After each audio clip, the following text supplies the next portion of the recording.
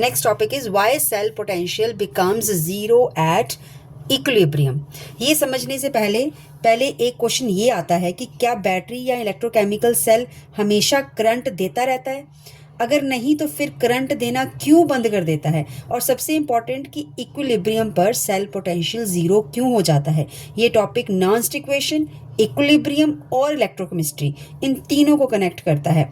अब सोच लो कि आपके पास एक फ्रेश बैटरी है। जब आप उसे टॉर्च में लगाते हो, टॉर्च जलती है।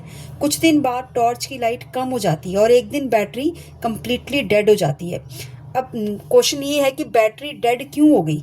क्या इलेक्ट्रॉन सारे ख़त्म हो गए? नो, रीज़न कुछ और ही है। इसी रीज़न को आज हम समझेंगे डेनियल सेल की एग्जाम्पल लेके। अब यहाँ पे सेल रिएक्शन थी zinc plus copper two positive, that gives zinc 2 positive plus copper. This is the Daniell reaction. Daniell cell example.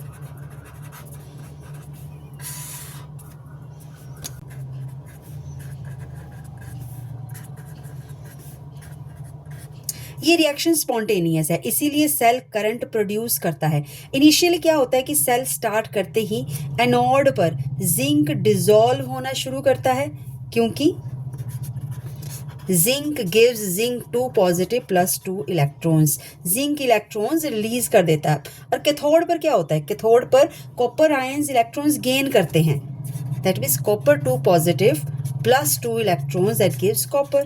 मतलब कॉपर मेटल डिपॉजिट होना शुरू हो जाता है। अब करंट क्यों फ्लो कर रहा है? करंट तब फ्लो करता है जब इलेक्ट्रॉन्स कॉन्टिन्यूसली मूव करते हैं। अब यहाँ इलेक्ट्रॉन्स जिंक से कॉपर की तरफ जा रहे हैं, इसीलिए सेल वोल्टेज प्रोड्यूस कर रहा है।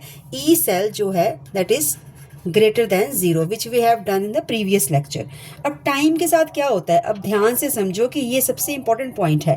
जिंक साइड पर रिएक्शन चल रही है, जिंक 2 पॉजिटिव बना रहा है, तो सॉल्यूशन में जिंक 2 पॉजिटिव आयंस कॉन्टिन्यूसली बढ़ रहे हैं। इसका मतलब कि जिंक 2 पॉजिटिव आयंस की कंसंट्रेशन जो है वो इंक्रीज कर रही है।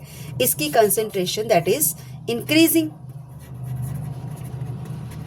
अब कॉपर साइड पर क्या हो रहा है? रिएक्शन चल रही है, copper 2 positive changing into copper, तो सॉल्यूशन में कॉपर 2 पॉजिटिव आयंस कॉन्टिन्यूसली कम हो रहे हैं। मतलब कॉपर 2 पॉजिटिव आयंस ये क्या करेंगे?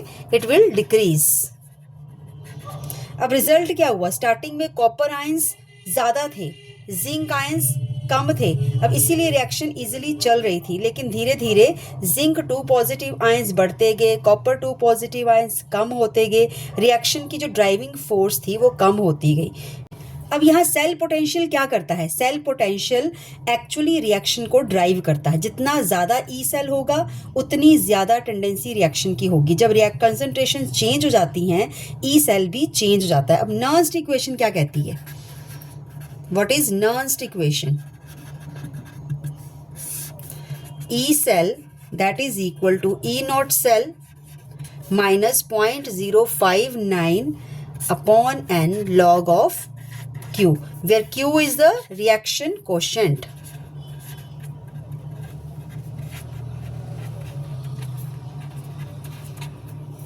अब रिएक्शन कोशेंट क्या है? हमने किया हुआ डेनियल सेल के लिए reaction quotient that is equal to zinc 2 positive ions divided by the copper 2 positive ions.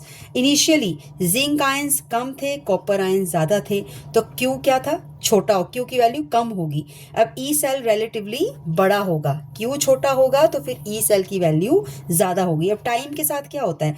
Zinc 2 positive ions बढ़ेगा, कॉपर 2 पॉजिटिव आयंस कम हो जाएगा, तो क्यू की वैल्यू बढ़ेगी और नर्स्ट क्वेश्चन के अकॉर्डिंगली क्यू बढ़ने पर ई सेल कम हो जाता है। अब यहाँ इंपॉर्टेंट क्वेश्चन ये है कि सेल पोटेंशियल ग्रेजुअली डिक्रीज होता है, सडनली जीरो नहीं होता है। पहले सपोज मान लेते पहले 1.1 वोल्ट था, फिर 0.9, 0.5, 0.4, फिर 0.2 एंड देन फाइनली 0 वोल्ट। अब इक्विलिब्रियम क्या होता है?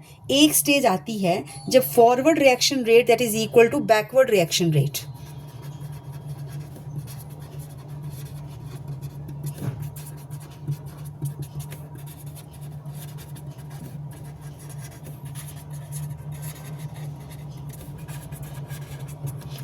Now the forward reaction is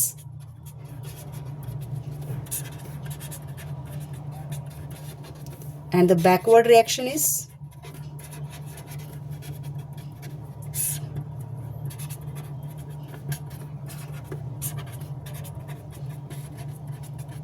जब दोनों रेट्स इक्वल हो जाते हैं तो सिस्टम इक्विलिब्रियम में आ जाता है।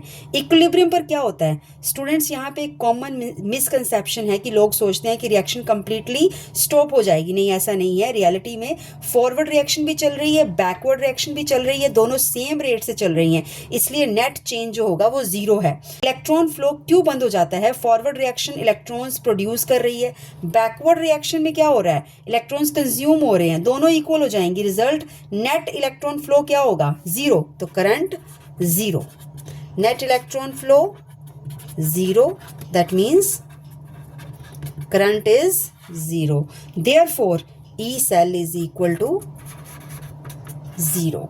और ये बहुत इंपॉर्टेंट है, at equilibrium E cell that becomes zero और Q is equal to KC, क्योंकि इक्विलिब्रियम पर रिएक्शन कोशेंट इक्विलिब्रियम कांस्टेंट के इक्वल हो जाता है।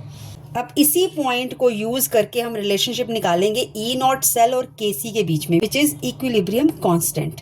So finally, important conclusion is at equilibrium, the forward and the backward reactions occur at equal rates. Therefore, there is no net electron flow and hence the cell potential becomes zero. Equilibrium पे आके forward backward reaction दोनों का rate बराबर हो जाता है, इसलिए कोई नेट इलेक्ट्रॉन फ्लो नहीं होता और सेल पोटेंशियल जीरो हो जाता है। Thank you.